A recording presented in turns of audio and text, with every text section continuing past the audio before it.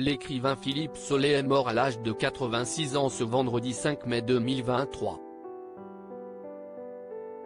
L'annonce de son décès a été faite ce samedi 6 mai par son éditeur Gallimard.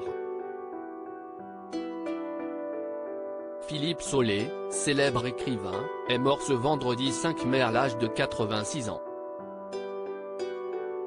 Les éditions Gallimard ont la grande tristesse de faire part du décès de Philippe Solé, né Philippe Joyaux, survenu le 5 mai 2023, a annoncé l'éditeur dans un communiqué avant de poursuivre: l'homme épris de liberté et des beautés de ce monde, l'amoureux des beaux-arts, de la musique et des lettres célébrant le sacré d'ici-bas, l'infatigable animateur de la vie intellectuelle et littéraire qui créa et anima avec ses amis les revues telles quelles, 1960, et l'Infini, 1983, l'auteur d'une œuvre romanesque novatrice et anticonformiste et d'essais critiques à la sensibilité universelle, l'ami furtif et attentif qui n'a jamais renoncé à dire que le bonheur est possible, a rejoint la vérité du grand merveilleux silence.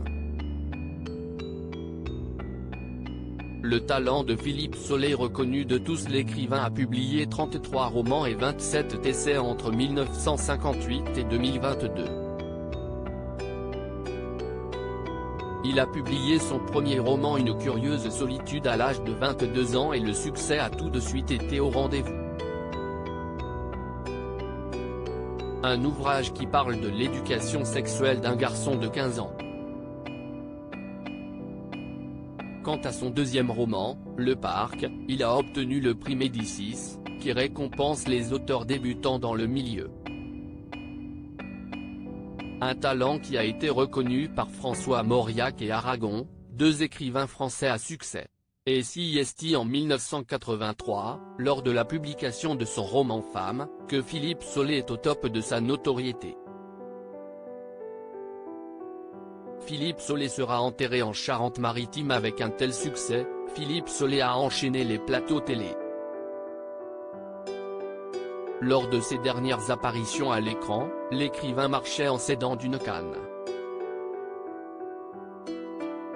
Dans un entretien avec Josiane Savigno paru début 2019, il avait d'ailleurs déclaré: « Je cours peut-être moins vite mais je pense plus vite ». Une note d'humour qui caractérisait bien Philippe Solé.